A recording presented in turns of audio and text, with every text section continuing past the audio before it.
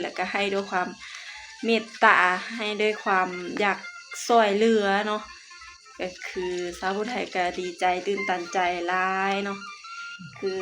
สิมอบให้แม่เนาะสาวผู้ไทยสิบ่เอาเนาะจำนวนเงิน 1,000 บาทนี้เพิ่นให้แบ่งคนละ500เนาะสาวผู้ไทยสิให้แม่คนเดียว 1,000 เลยเนาะให้แม่ได้พอได้ขยึดขยาอ้าวแม่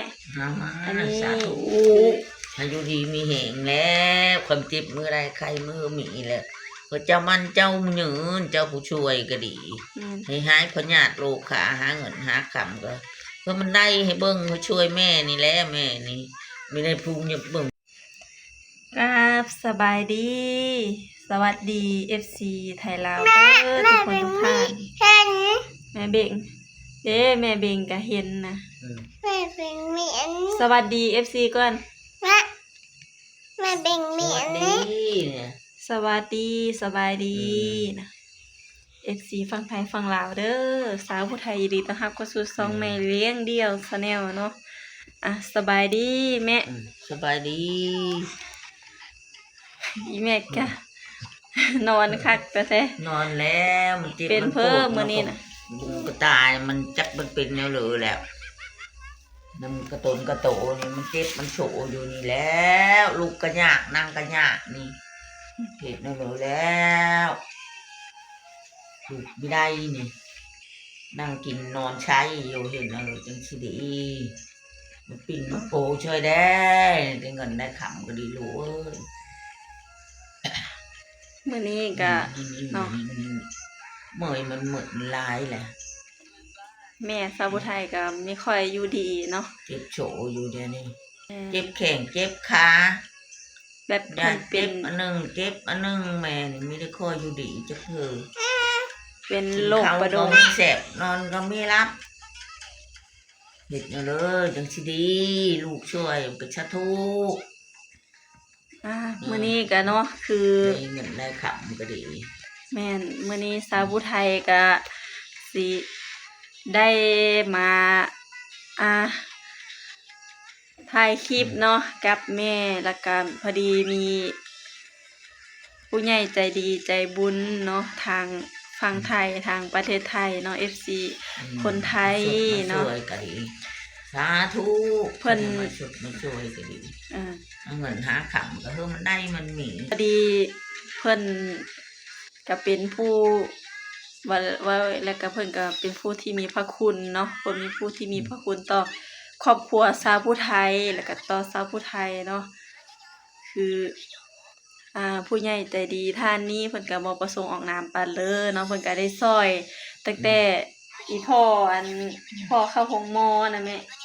ตั้งแต่อีพ่อเราป่วยเข้าโรงพยาบาลนะก็ FC ท่านนี่แหละเพิ่นอยู่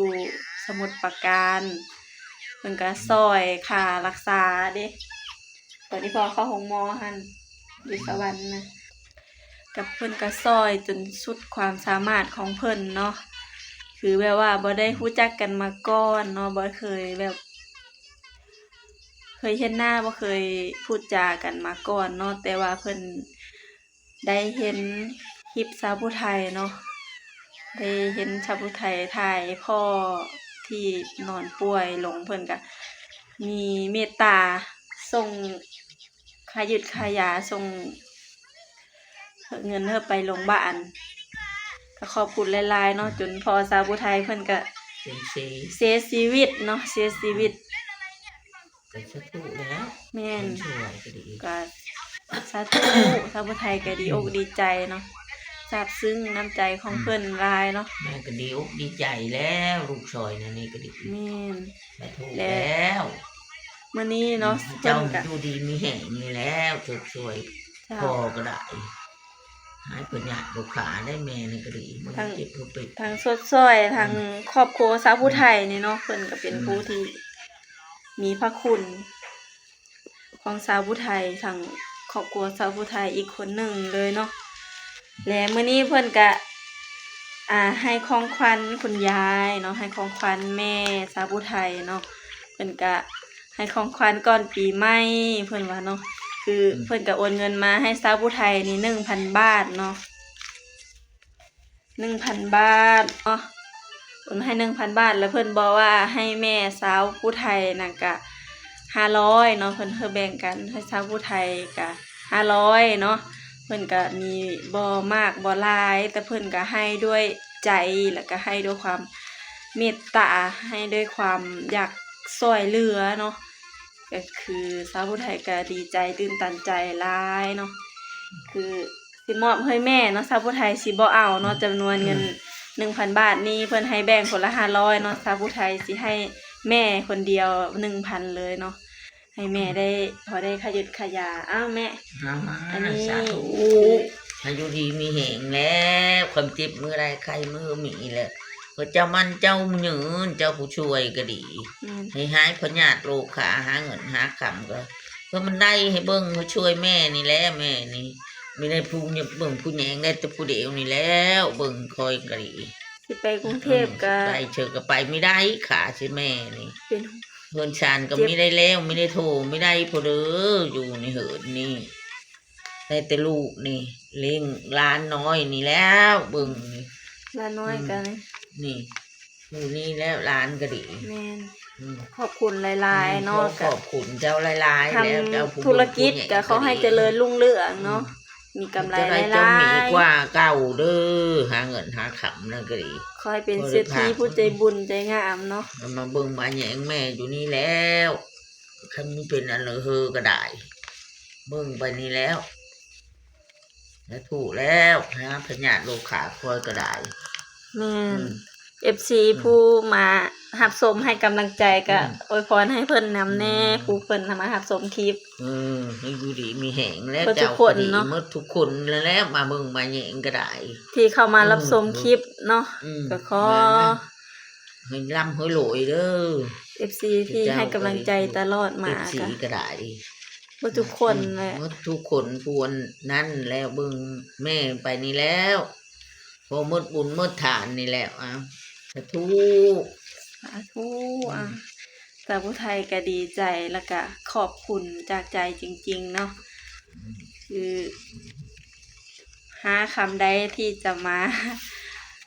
ขอบคุณมาตอบแทนพระคุณของเพิ่นกับตน สิว่าจังใดเนาะคือดีใจหลายเนาะที่มีผู้หลักผู้ใหญ่ผู้มั่งมีเศรษฐีผู้ใจบุญเนาะเพิ่นอยู่ต่างประเทศหรือว่าแบบต่างพรมดินแดนก็เพิ่นก็ยัง ยังมาช่ว เม ย ต ได้ ตายังมาช่วยได้เนาะ อืม เพิ่นก็บ่ได้บิแบ่งว่า สาธุแล้วมา เป็นคน ช่วย ศาสตร์ ได้ ใดเพิ่นก็ช่วยชาวผู้ไทยเนาะแล้วก็แม่ชาวผู้ไทย คือขอบคุณเนาะขอบคุณด้วยใจจริงๆเนาะก็ขอบคุณ FC เด้อเนาะคือคลิปนี้ก็ชาวผู้ไทยก็ ก็มามอบเงินให้แม่เนาะ แข็งเจ็บขานั่นแหละเห็นในนู้นลูกไปก็หยาบหยาบก็หยาบ เว้าก็จนได้นอนเอา นอนเว้า อย่าว่าเด้อพี่น้อง เ เด้อ คืออีแม่ก็เป็นโรคประดงข้อประดงเส้นเอ็นเนาะคือแบบว่า ทางฝั่งไทยเพิ่นสิเอิ้นโรคเกาต์วะจักพาไปรักษารักษาอยู่ฝั่งไทยก็เงินคำบ่หลายเนาะ มันน้ำละนิดละน้อยไปไม่ได้ แม่น อืม อีกอย่างก็บ่มีรถส่วนตัวแน่ต้องได้จ้างรถ จ้างรถหมูไปกับพ่อแห้งจังสิได้ไป แม่น ไปพอเข้าหงหมดหงหม้ออีกกันไม่เชอีก แม่ มี น แม่นสิไม่ได้เชได้ เงินคำก็ห้าก็ได้น้อยกับ ไม่ได้ พอได้ใช้ได้จ่ายอยู่ในบ้านเนาะจับนาวิดลังเนาะวันแรกก็ พอได้ซื้อเพิ่นแต่แม่กิน แม่น มันขำก็เลยมันไม่ได้เห็นอะไรเหรอ พาไปหาหมอ บ่ซื้อกิน 3 มื้อดี4 มื้อไข้พอไปได้ซื้อขายา ไปปีนไปโผล่อยู่ไม่ได้อยู่ลำบากจังน้อยไปซักยาในนี่ก็เสียไปซื้อยากินนี่ไม่ได้หอดยากินมื้อนี้ก็ได้ อยู่ชื่อๆแล้วก็นอนอยู่กันในกินยาน่ะในแหงน้อยนึง สองค่ะ ไปซักยานำเนาะ ซักยา กิ กิ นยานะบ่ลง เพราะว่าแม่เพิ่นพยาธิแก่แล้วต้องได้ซักยา ซักยาแล้วจัง ทุก ออล่าก็กินยาเจ็บท้อง เจ็บท้องเวลาก็ได้4-5 วันแล้ว โอ้แม่ แต่ จั กิ ก โป จะ ลูก ลูกเห็นแล้วเลย ก็สู้ไปนี่แหละเนาะ มันด้านชำนี่ก็ในđóมือนึงไปชักยานี่ก็ได้ชักก็2 มื้อหมดเท่านั้น แม่เดี๋ยวนี้เข้าคล้องกับแพง เงินเฟ้อ เถอะเลยนี่แม่มันพอนะชักเข็มหนึ่งก็ดี เข็มหนึ่งประมาณ300-400 บาท เป็นเงินไทยกันเนาะ แม่จิกินท้อง คลิปนี้ก็คือเหตุผลที่ FC หลายคนเพิ่นก็ถามมาเนาะว่าสาวผู้ไทยบ่ไปทำงานที่ประเทศไทยแล้วบ่คิดฮอดเมืองไทยบ่เนาะแบบว่า FC บางท่านเพิ่นก็ว่า เกิดขึ้น สาวผู้ไทยเมืองอยู่บ้านเลยบ่ก็คือ FC เห็นนี่แหละเนาะสิกลับไปก็คือว่าใจร้ายโพดเนาะ แม่ก็บ่ค่อยอยู่ดี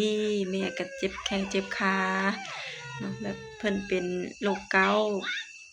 แล้วก็เป็นกระเพาะลำไส้เป็นหลายอย่างนะแบบว่าโรคของคนแก่สละเนาะก็บ่อึดแต่พยาธิมาโหมเนาะพี่น้องก็คืออยู่ดูแลแม่ก่อนแม่ก็อายุหลายแล้วแล้วก็บ่มีไผอยู่นำเนาะก็มีแต่เอาล่านี่แหละกับหลานน้อยผู้หนึ่งก็อายุ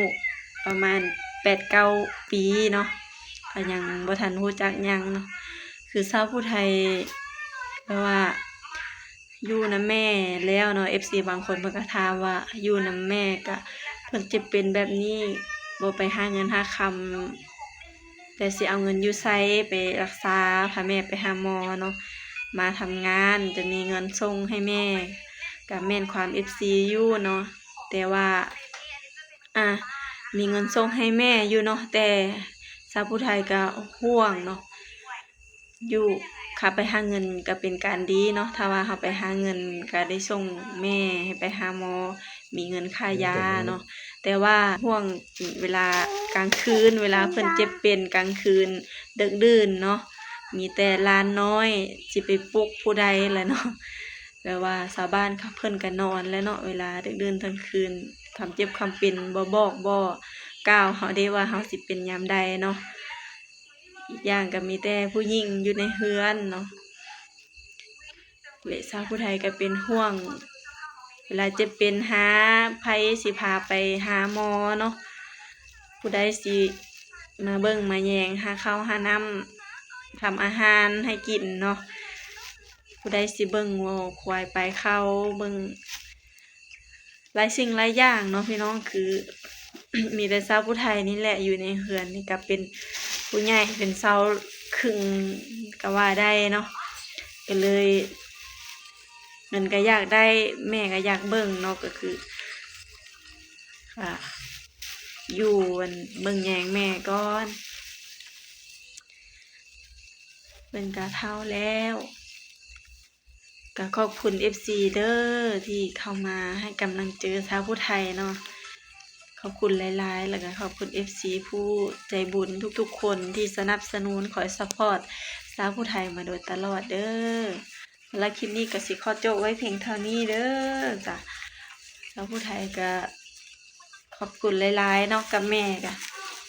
ขอบคุณหลายๆจ้าขอบคุณหลายๆแล้วโอ้ย